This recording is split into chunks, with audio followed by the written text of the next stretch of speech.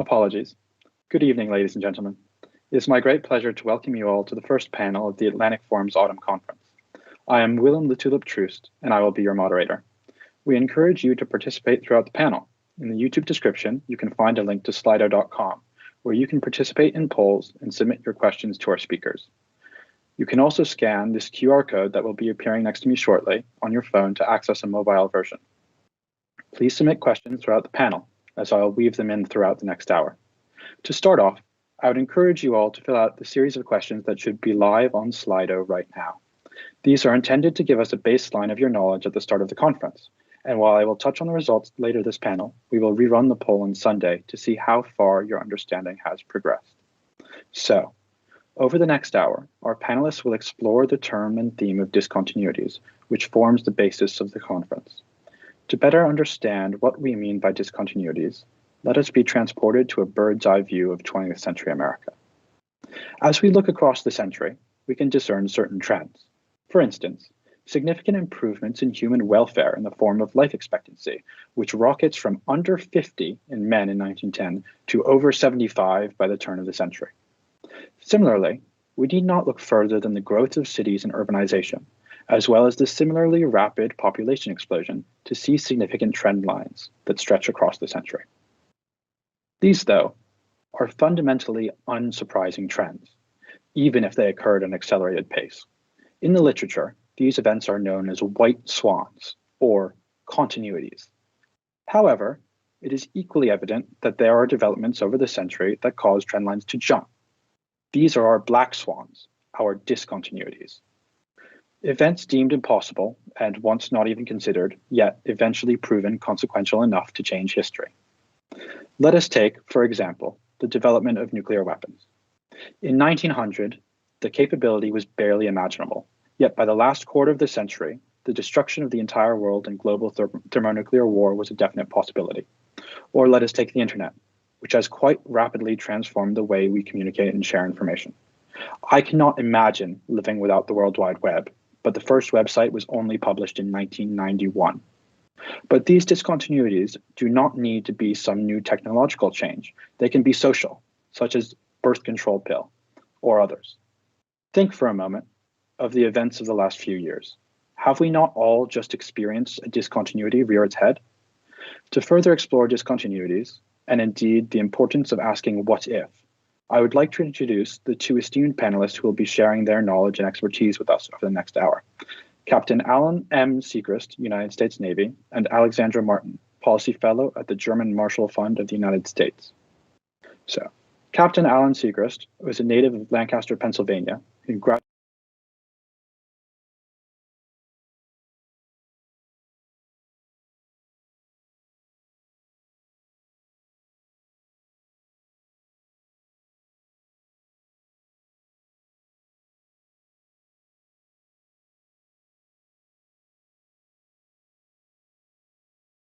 in the Leadership, Education, and Development program at the United States Naval Academy, receiving a master's degree in leadership and serving 2 years as a leadership, ethics, and law instructor, as well as serving as surface warfare congressional liaison. He is currently serving in a joint position with the Strategic Alternatives Branch at NATO Allied Command Transportation in Norfolk, Virginia. Alexandra, or Alex Martin, is at the German Marshall Fund of the United States. She has a master's in conflict management and economics from Johns Hopkins School of Advanced International Studies, where she concentrated in conflict negotiations and post-conflict reconstruction. Following her master's, she was a policy consultant for the German Marshall Fund of the United States in Washington, D.C., where she provided expert advice on topics such as transatlantic relations, security policy, Russia and the West, and the geopolitical implications of conflicts in Eastern Europe. She then worked at Globsec, where she is still an associate fellow, becoming head of the Brussels office in January 2020, where she established the organization's first abroad office. As of March 2021, she is now back with the German Marshall Fund of the United States as Rethink CEE Policy Fellow, and of course, now a full-time mother. My congratulations to you, Alex. Before I open the floor up to opening remarks from our speakers, I would like to remind everyone to take part in this panel by following the Slido link in the description to submit questions to our panelists. I also want to stress the panelists reserve the right to refuse any question. With that, Let us begin with introductory remarks from our panelists, starting with Captain Alan Segrist.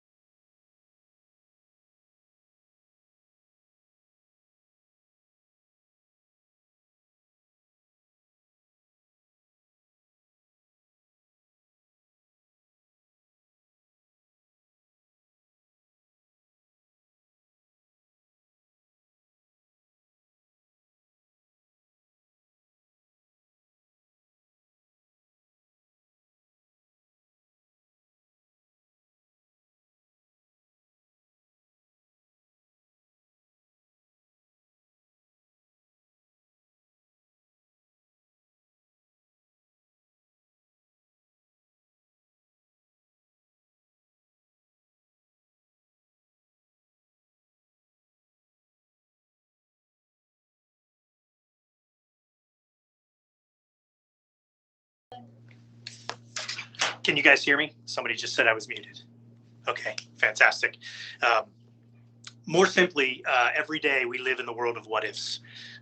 So it's a fun job. It really is. It's a hard job. I've never done anything like this before, but I love it. Every day we use our brains quite a bit. Let me quick throw a quote at you. Nassim Nicholas Taleb, author of Black Swan. He says the future will be increasingly less predictable, while both human nature and social science seem to conspire to hide the idea from us. If you haven't read that book, it's a great book. I definitely recommend it. Ties in absolutely well with what we're talking about today. In the Salt Branch, we don't try to forecast the future. Anytime you try to predict the future, it's dangerous, because as soon as you get it wrong, everybody stops listening to you. You lose your audience. So definitely dangerous to try to predict the future. But we recognize that in organizations, no matter if it's NATO or your national militaries or even corporations, as planners, action officers, strategic thinkers, and even leaders, we can get caught up on the day-to-day grind, producing products, getting your due outs done. And I think this craziness occurs at the expense of critical what-if thinking. I think it gets in the way. Further, those organizations that do have branches that focus on the future, some call them strategic foresight, there's many names for those kind of branches, are usually focused on trends and trying to figure out the most likely future so that they can guide the organization in the right direction, if you will. And they focus on what will happen in what I've heard it called the extended present, or maybe the familiar future, as opposed to the unthought future, which Sweeney and Sardar talked about in their paper from 2015. This last one, the unthought future, that's where Salt Branch operates. We spend our time thinking about the plausible, the possible, and even the preposterous. More simply, what could happen, what might happen, or what most think as just ridiculous or approaching the impossible. Why do we do that? Because we think that if history is any indication, shocks and surprises will continue indefinitely. We try to figure out try to think through what the next 9/11 would be, or the next pandemic, or the fall of Kabul. What kind of events like that are looming in our future? We've been tasked to think disruptively, to challenge conventional thinking through analysis of continuities, shocks, strategic surprises, really in order to foster strategic innovation, preparation, and just resiliency. Dr. Andy Hines, in his book, Thinking About the Future, says that organizations should explore new ideas that cause discomfort. They should seek out ideas that make the organization feel uneasy. And while that's not always a comfortable place to be in an organization, to make leaders uneasy or uncomfortable, it's absolutely necessary and imperative. And that's what we're trying to do here in our little salt branch. Someone said predicting the future is dangerous, and therefore we shouldn't do it.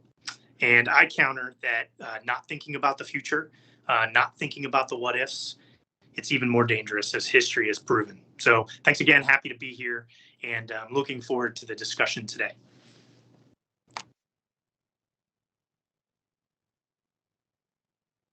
Okay, I guess all good. I'm really glad to be back with the Atlantic Forum. Hello to everyone in the community. I'm a very proud patron of the Atlantic Forum, and I'm also very glad to slowly get back in the professional life, as Will mentioned. So I'm Alex Martin. I'm currently work as a Rethink fellow with GMF, focusing actually on the influence of China in Eastern Europe, and an associate fellow with GlobSec. Let me just kickstart some of the ideas that I put together to start the conversation. And I do want to start with the definition of resilience according to OECD. And that's the capacity to absorb and recover from shocks and efficiently adapt to an extraordinary context without major disruption. So I think that that's where the starting point is. And while before we were looking at countries and institutions, I think that the conversation now focuses on everyone, from the individual to the society, to countries and the institutions, and the relationships between them. And I think that that's a very important start of the conversation about resilience. Secondly, as Alan also said, it's not possible to prevent every single possible shock. And I think that would be actually crazy and ridiculous. First, because we have finite and scarce resources. Secondly, because we don't know what we don't know. And thirdly, because many scenarios which are improbable or ridiculous could take a lot of resources from actually preparing for that adaptation, not necessarily being ready for a future that might come, that we want to come or we are familiar with, but actually to be able to react regardless of what comes our way. And I think that the role of Foresight, especially from the think tank community perspective, the alternative futures and the scenario planning is very important, and not just on the military side of the story, but also on the civilian side. And I'm going to touch upon this a bit later. So these are the instruments, in my view, that help identify emerging crises and over the horizon, but they're also helping us to try to find some blind spots and prepare for the unexpected. So few things on when it comes to the resilience from my previous experience, or building also on my deployment in post-conflict and civil military cooperation job that I had. I think that we need to have a full spectrum resilience approach. And when I'm looking at the full spectrum, I'm comparing it to a multi-domain integration from the military perspective, or a full military, because shocks are rarely, if ever, affecting just one segment of a country or of an institution or the population.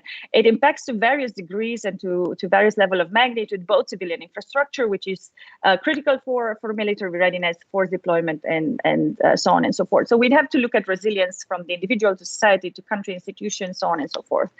I think that the NATO 7 baseline requirements and the indicators for the allied nations is agreed also now in Brussels in June. It's a great move forward when it comes to guiding the allies into the right direction. I think what will be very important will be the implementation side. And I know there are indicators. I am not working for NATO, so I don't know exactly how the reporting works. But I think that will be a very important part of the job. And why is that? It's because it is very difficult to monitor and evaluate the level of resilience ex ante in the end. So how do you make sure that you are resilient enough for, I don't know, a climate crisis related? You don't know until after, in the aftermath. So how do we make sure that we have the level of readiness required? I do want to touch upon a few major future trends that maybe we can discuss any further, and I would be very interested to hear how NATO ACT thinks about it.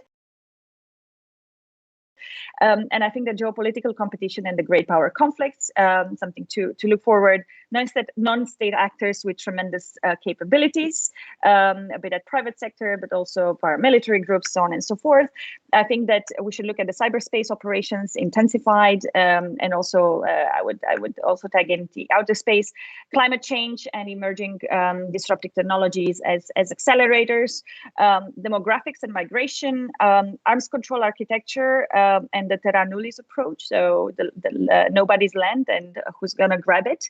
And maybe I want to add in also the new economic models and trade, and rare minerals, for example, will be one of the very big point of contention between the West and, for example, China when it comes to renewables, batteries, chips, and so on. And let me finish my 5 minutes, which I think are a bit longer, with 3 ideas for NATO moving forward beyond the current efforts, which are to be applauded, but also I think not longer enough, given how quickly and the pace that we are currently running. So the first idea or the first recommendation is to define what's critical, because if everything is critical, nothing is critical. And that's actually a debate that we had also with think tanks and private sector. What is actually, where do we see the critical areas, and how do we work to ensure that those are protected? We need to have within this a vulnerability map across the alliance, match against the types of possible shocks and levels of magnitude. At the end, the alliance is as strong as its weakest ally or member. Maybe create a tracker with indicators for seeing evolution in terms of resilience efforts and coordination, and maybe encouraging regional groupings in developing resilience efforts together, in going beyond the burden sharing policy, but more into a responsibility sharing approach. Secondly, I think that we need a better link between resilience efforts, the baseline requirements, and the emerging disruptive technologies, and the 18 that are part of the innovation board. And I think that many future shocks will be less kinetic, so EDT will help not just with foresight and prevention, but also with deterrence and response.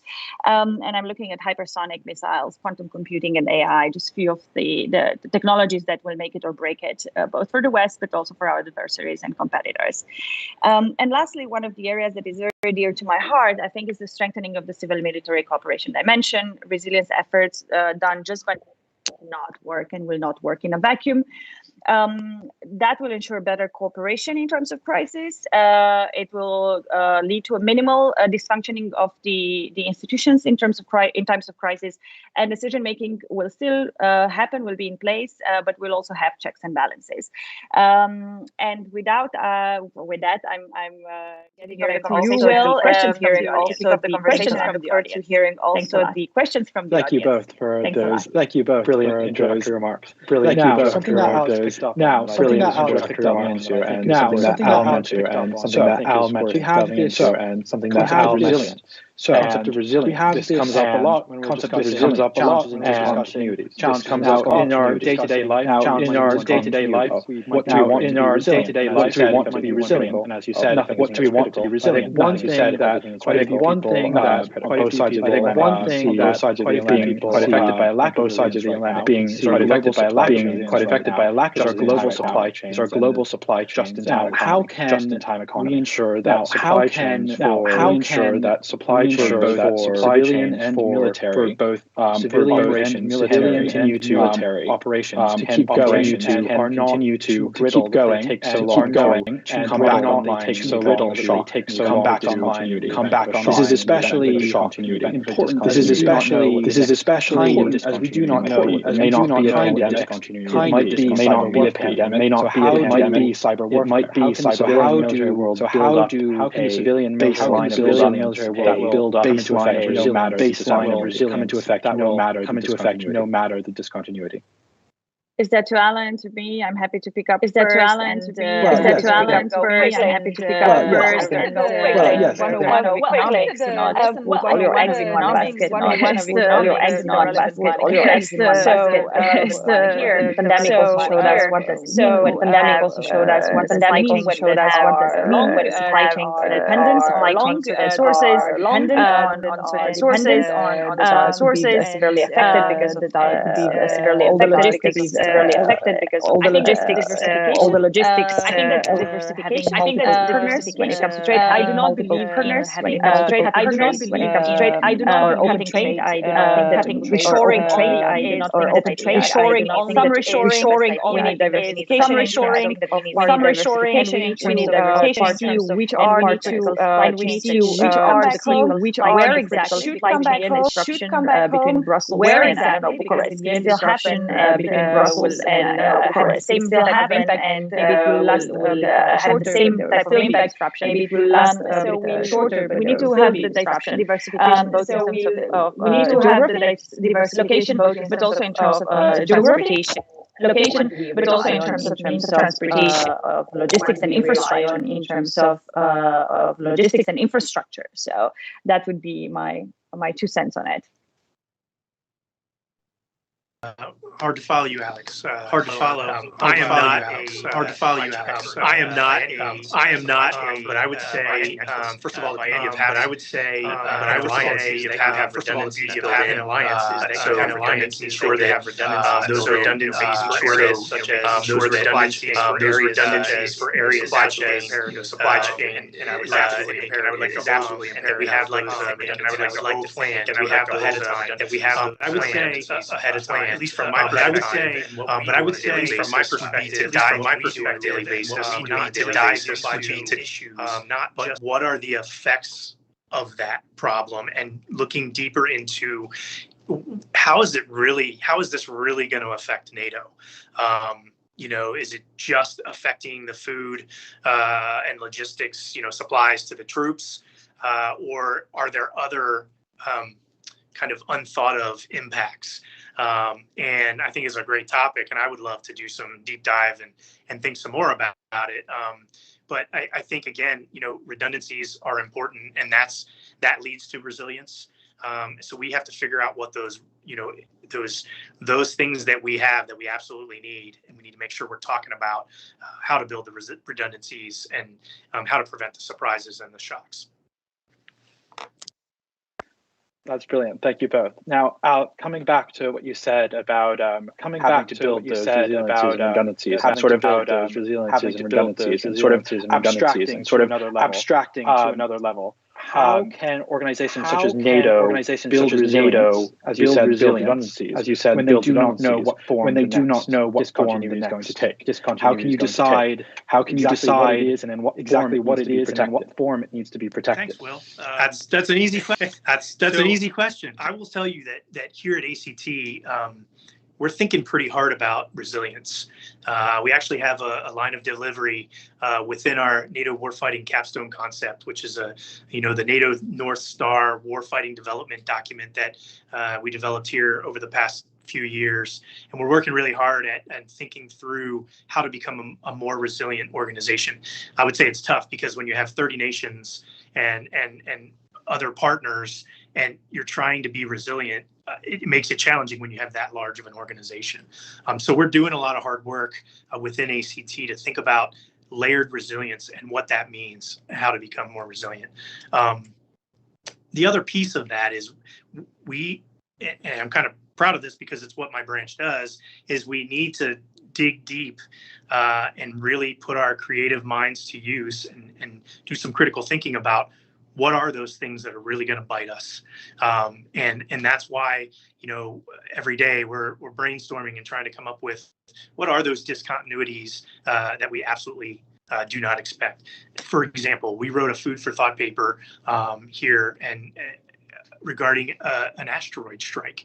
I mean, who would ever think that an asteroid strike would happen here on Earth? But there are organizations out there. In fact, we just saw something regarding NASA was going to, launch and do some work on figuring out how to take out an asteroid if it does actually threaten Earth. So it's things like that. It's topics like that we're going to continue to think through and really just get the conversation started and generate the discussion, which I think grows resiliency for the organization. Hope that answered your question.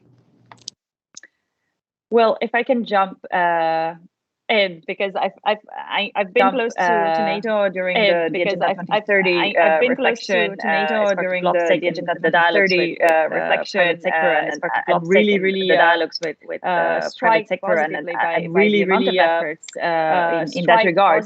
But I think by the amount of efforts we should also in that regard zoom a bit in, but I think that see at the end of the day we should also zoom a bit in and the main responsible for strengthening resilience, and I think that the main responsible for strengthening resilience. Without, I think that we need to go back at yes, the there is a role for NATO. There is a role without the European Union, and I yes, there is a role for NATO. There is a role for the European Union, and I think that Vice President Shevchevich shows. But I think that the portfolio of Vice President Shevchevich shows will.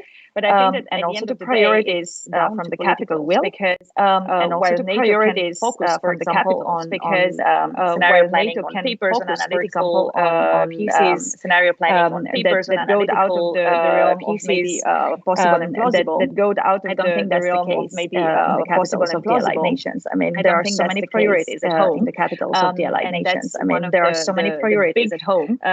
Question mark when it comes to how resilient various allies. Question mark when it comes to what's the timeline, various allies, their domestic priorities, and what's the timeline, because their domestic priorities are more salient, let's put it that way, in certain countries. I don't know, looking now at the gas and energy prices, to the pandemic, to the overwhelmed health infrastructure during COVID-19 last year. So I think it's very difficult to strike the right balance between responding to the current, even past needs that are still having spillover and having the approach of, okay, let's think of the unthinkable, and let's try to be prepared for that moving forward. So to me, it goes down to actually the political will and the political capital in making foresight and thinking of the future a priority nationwide. Brilliant. Now, thank you, Alex. Thank you, Alex. Picking up now something you mentioned in your remarks about being very down to the local level and the individuals. To what extent is resilience something that is applied top down or built bottom up, I think it's multidimensional. It's from every side. It's horizontal. It's from every side. It's horizontal. I don't think. Again, I don't think you build resilience. You build resilience and training. It's not happening overnight. It's also a long-term process. It's also a long-term process. As an Eastern European generation, Eastern European generation after the revolution. So after the Romanian state, and the Romanian society, and everything else, Romanian society, and everything else, and you realize that after the fall of communism, after the fall of communism, we still have reminiscent issues that are just continue to be, even if we build resilience towards, I don't know, the disinformation, for example, which is very much present in Eastern Europe and so on and so forth. So I don't think that we should look either or. We should use every possible mean and capacity to build individual, societal. But again, I think that we need to have, building on that, resilience, in my view, also needs to be linked to the national context or even the local context of what makes people, societies, institutions, administration, what makes them tick. When it comes to think about the future, because if in Romania you would do an exercise, a scenario building, and you would have, I don't know, 20 years ago about the possible invasion of an eastern neighbor in the Black Sea, that would be something that people for sure will react and will be very ready to build the resilience. If you're looking at something, I don't know, coming from Sahel region, which one is one of the areas of the greatest demographic changes and the climate impact, I don't think that if you look at Romania per se, you will necessarily have the same level of response and openness to think about those kind of futures. So I think that that's also very important. Even if we have a 30 allies and a transatlantic umbrella, I think that it's very important also to zoom in and see the context, either regional or a state Excellent. level. And I think that comes on to a point which I'd like to bring up now, because as you said, they have certain political priorities, and there's certain things that are certain events and discontinuities that people can perceive as possibilities. I mean, climate change is one 20 years ago that people were on the edge of and is now a real and present day, this is a discontinuity. But if discontinuities are in part defined by our inability to conceive of them, and when you come down to a local, state, and regional level, you have political will and different understandings, how can individuals and groups and institutions attempt to predict the unpredictable? Is it a question for me? Yeah, no, a question for not me. difficult at Is it all. a question for me? Not difficult at all. Not difficult at all. Predict the unpredictable. I will go back to the definition of resilience. I will go back closer to the definition of resilience. You cannot, to my view, you cannot unpredictable. And there are the white swans, the black side of color. We will attribute to the swans. God knows what color we will attribute to the swans moving forward. I think what we need to adopt to have that to absorb shocks without adapt regardless, absorb shocks without major disruption, regardless where that shock comes from an asteroid, climate change, a part of the Earth, even in Europe, which climate change less likely for drought, even in Europe, which is less likely for the time being, to other possible scenarios that we can think of. I don't think that we need to predict the future. That the foresight or thinking of futures is not about predicting the future. It's actually getting ready to respond to shocks and absorb them without major disruptions to our citizens and to our people. Correct me if I'm wrong, Alan. I don't know how you guys look at it, but I think that you're doing the same thing. There are certain scenarios that we can possibly prepare and be ready for, but the rest is I couldn't agree more, Alex. I couldn't agree more. Try to predict the future at all because we don't try. You said it perfectly because you just can't. But again, it's about perfectly. But thinking through, again, it's about the possibilities. Thinking through, and by doing that, the possibilities. And by doing that, you learn, and then you prepare from that learning. And that's what it's all about. So. History has shown that we haven't been able to predict the future. There have been many discontinuities, many black swans that have happened. So, and some would say that we kind of expected some of those black swans, which I guess would be more gray rhinos or whatever animal you want to use. But, you have to think through it and you have to build the resiliency. And I agree with you that it has to happen from the top down and the bottom up, right? The national and local level is so very important. We can only do so much as an alliance, and trying to talk as an alliance with the nations to say, here's what maybe you should focus on as far as resiliency, but unless they have the will and want to invest in those areas, it's got to come from that lowest level. Now, one that I'll put to both of you, but Al, you first is I think. But Al, you first is we talk about asking what, not necessarily, and of course that future, but again attempting to understand, but again attempting to understand the vulnerabilities of your organization, of your structures, of your organization, of your structures. What is, in your opinion, in what way and what challenges do leaders face in building this culture into an organization, the culture of questioning the possibilities? Because in yourself as an organization, you are an arm of NATO. How can you help encourage NATO to think more broadly in its everyday and have every person at every level consider?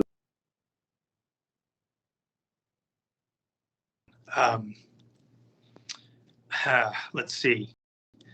I think the first start is, developing a branch like mine to get the right, we have some really smart people that think hard about, these things that could potentially happen but have never happened before. So that's the first step, is that you have to recognize that it's worth the time to think about these discontinuities. First thing. The other thing is, I think as an organization, it's really hard, especially in a bureaucracy, right? Whether it's a military or a large organization like NATO, it's very easy for the leaders to put out, hey, these are the 10 things we're focused on. And in many cases, it's not thinking about discontinuities, right? It's how do we use our resources properly? How do we get more people into the organization? How do we recruit? How, there's many different high level objectives and focus areas. I think, leaders absolutely have to push these discontinuities and thinking about the future down to the lowest levels, right? To the people who are, we would say on a ship, on the deck plates every day, doing the jobs, doing the tasks, so that they can say, this is something that would affect my daily effort, right? You might not be able to see that at the high leadership level, but you've got to push it down to the, to all the people in the organization to recognize, hey, this might really hurt us if this happened.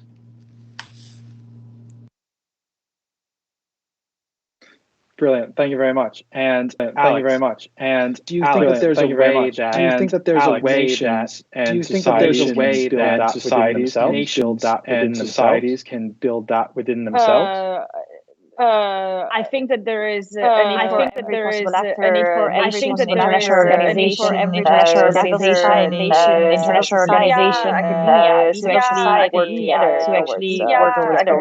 to actually work together towards building or strengthening resilience at all levels.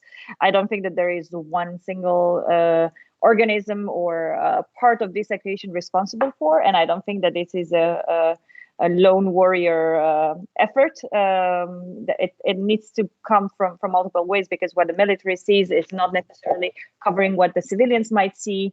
It's not necessarily what the academia thinks of. So just by having everyone part of the conversation, that's possible. And to add on what Alan said, I think it's important for the leaders to push down and to have ownership of the process, or co-ownership of the process.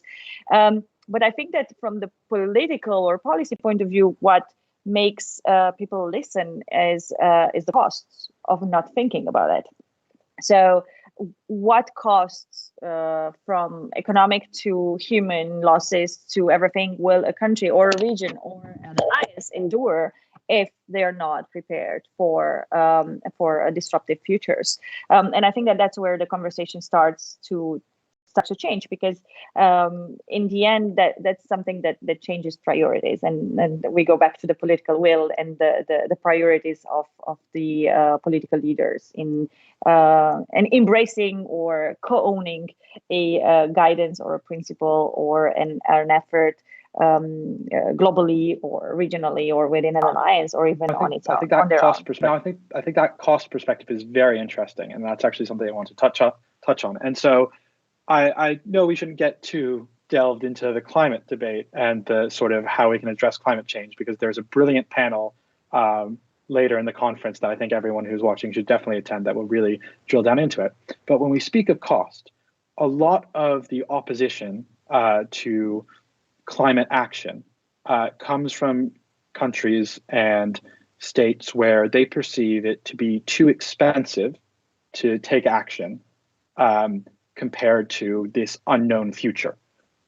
How can we then, where the cost of building resilience is so high, convince actors that they do need to bear these costs now for this unknown future in which it may or may not pay off? And I'll come to you first on this.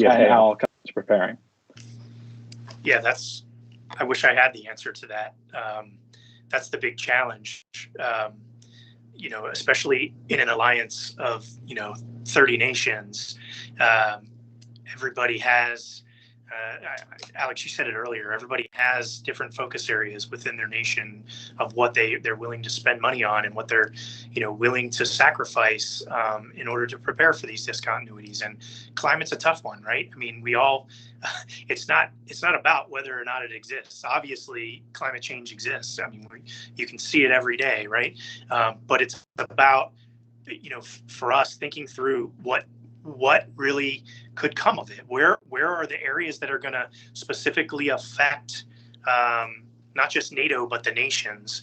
And nations are going to have to choose what they invest their money in, and that's a tough one. I mean, that's the challenge of an alliance, right? And having different perspectives. So I think the key is we just have to keep talking about it. We just have to keep studying it and really understanding, how quickly things are changing in certain areas. And it's a little bit of we have to get the experts involved. And I'm looking forward to the panel later. We have to get the experts involved, and they have to be a loud voice and say, hey, no kidding, you really have to focus your attention on these areas. And I think that's how you do it, right? And we have a loud voice from the NATO leadership saying, no, really focus on these areas. We think it's valuable for the alliance as a whole.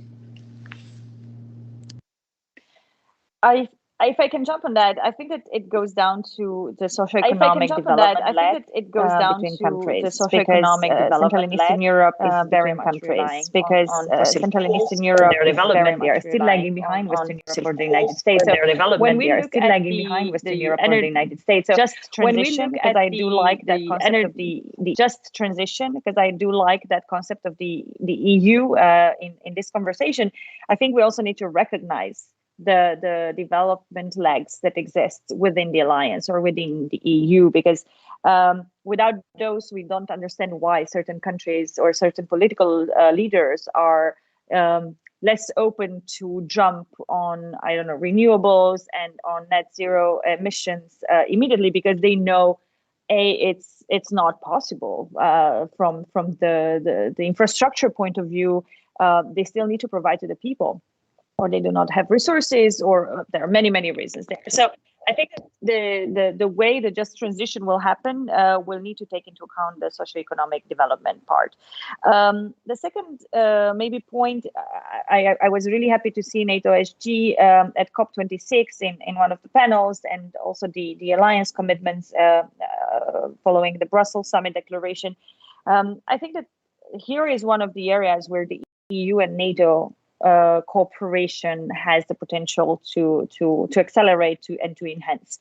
The European Union has 750 billion recovery package, which is actually focused on the dual energy or climate digitalization and the transition for the 27 member states. Most of them are also part of NATO, and the other way around. The other members or allies of NATO are part of various partnership agreements with the EU. So I think that there is a potential for enhanced cooperation between the two, because there is this very big component of the socioeconomic development that NATO is not necessarily tying into it. So, and maybe last but not least, I think that the new generation will be a very big push and pull factor. There is awareness at the general public, and if we look at polls on the various countries on what do young people feel about or think about the future and the threats of the future, or what do they care about, climate change and human rights are two very highly ranked priorities. And that's actually very, very good news, because those are the voices and those are the new voters. The demographics matter when it comes to elections. And so we are closing the circle on how can you influence the policy making and the political processes, also when you are just a regular, an ordinary student or an ordinary citizen from a small town, Poland or Romania. Thank you, Alex.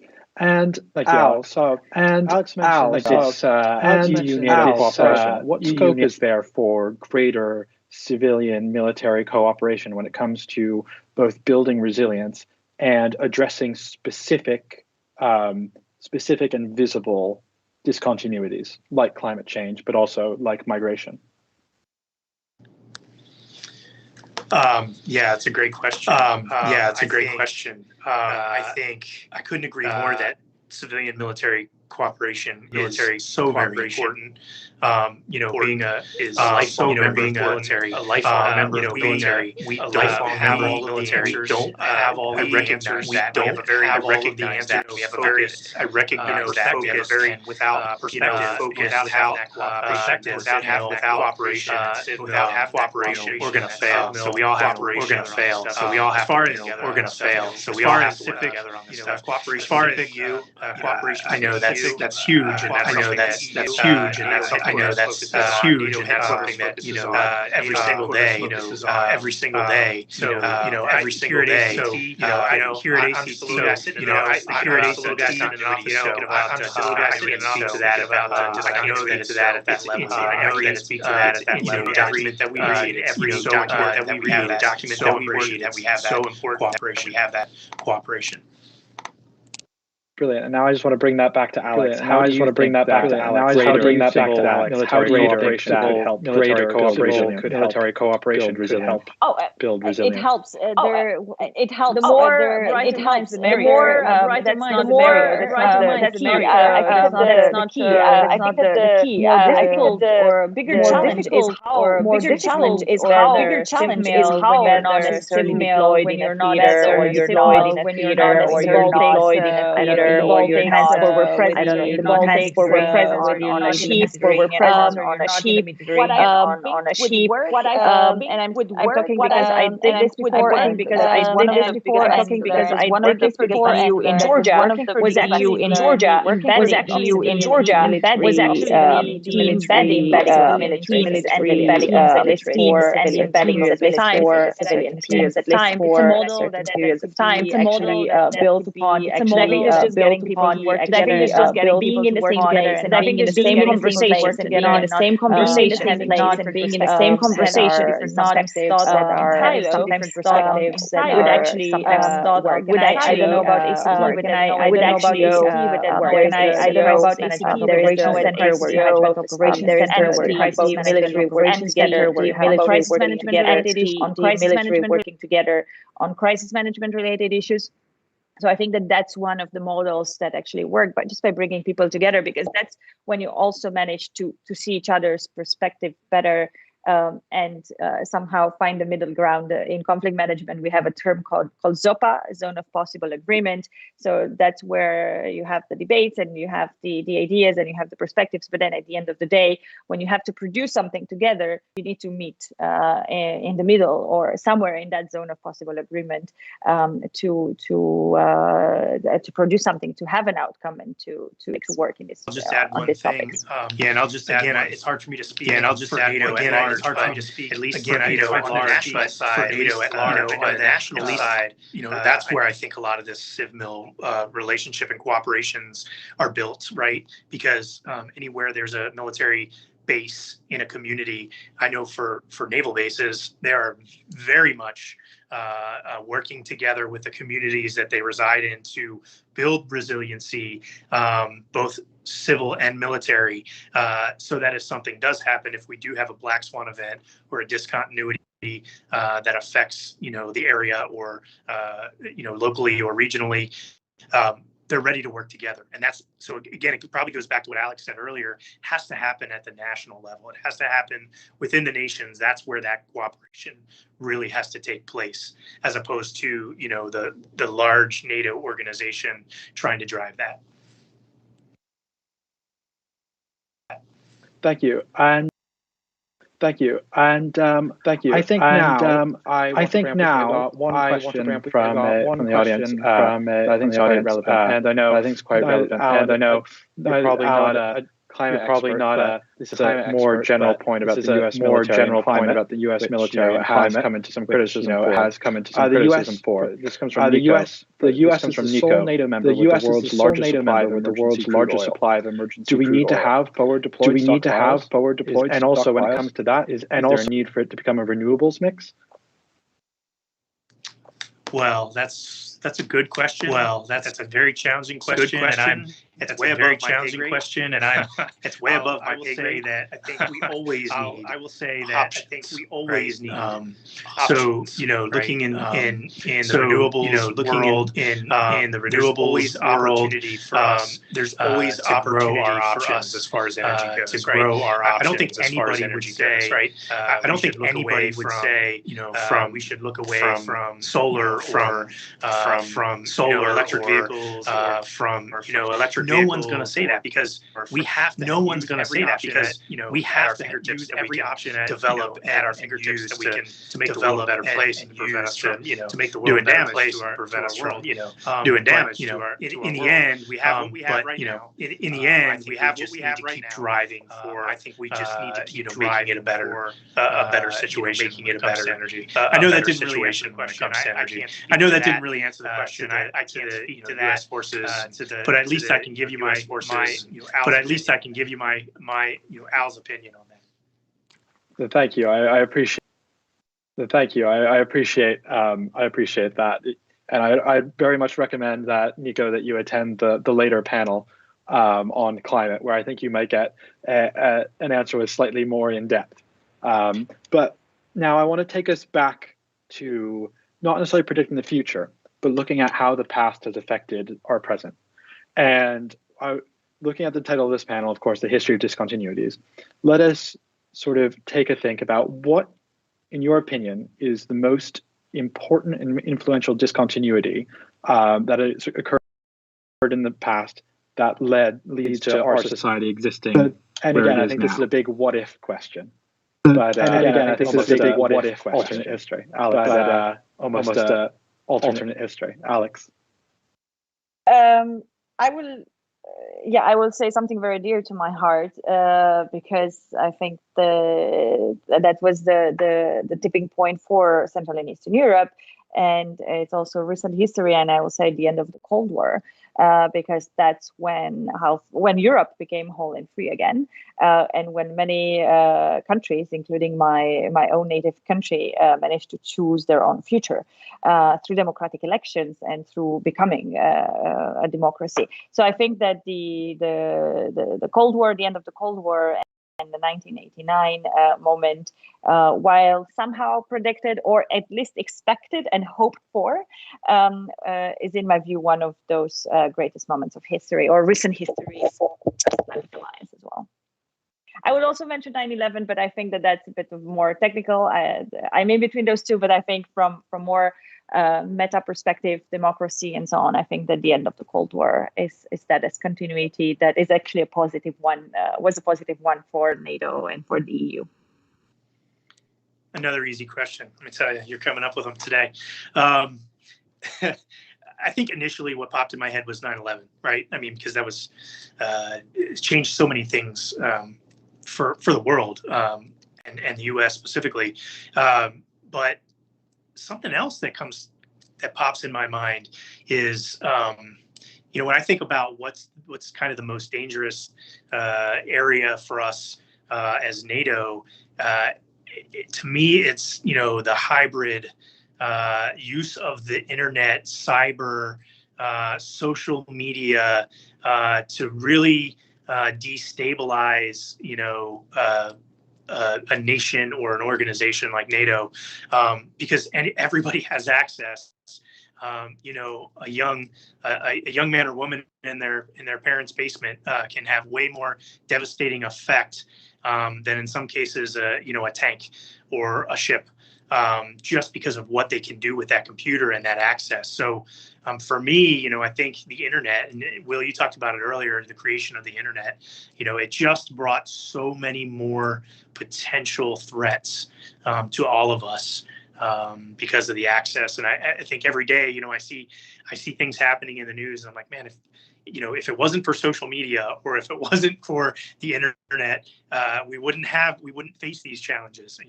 20 years ago, we really didn't have those challenges. So I think for me, we really have to pay attention to, the cyber hybrid warfare and just how the internet influences our day-to-day operations. No, that's a brilliant, and I very much agree on the internet front. I could talk about that for a very long time, but I realized that we are actually. So I wanted to turn it over to the two of you for just some closing remarks on our discussion today. Just some closing remarks on resilience in general. So we'll start with resilience in general. So we'll start with Alex. Yeah, no, I think that it was a very, very And I hope the audience got something out of it. I would just make 3 points maybe to reinforce what I said. I think that in order to have the what if mentality, we need political will and we need a political priority to be tagged along. If I'm looking at the what if of the future, what I'm most scared of, if I could build on your previous question, I would say that the militarization of the outer space for me is one of those key issues that we are not ready for, and I don't think that we have enough resilience. So the outer space could be a game changer, and the militarization not just by states and other countries, but also through the use of private actors. And the third, it's the power of communities and individuals actually to contribute to enhancing resilience. And I think that the younger generation has a key role from raising awareness to actually keeping leaders accountable for their decisions when it comes to their futures, and to make sure that they have a loud voice in the public space. So they use the internet for the good, because in the end, the internet is a tool that you could use for good or for the good or for the bad. So I think that those are the wrapping up 3 things that I would like to have the guys going for a drink after the panel. Thank you, Alex. And Al, your thoughts. Thank you, Alex. And Al, yeah, I would just say, I'm feeling good because an organization like Atlantic Forum, seeing that you're thinking about this topic. A year ago when I first got here and we were doing a discontinuities workshop, it's the first time I had ever really thought about the topic. But I think it's catching on. I think people recognize the importance of really spending some brain power on thinking about the what ifs. And I think you're right. Leadership has to drive this from the top. They have to be open and willing to understand their vulnerabilities, and that, we can't predict the future, and that, things are going to continue to happen. I don't think anybody would argue that surprises, strategic shocks are going away.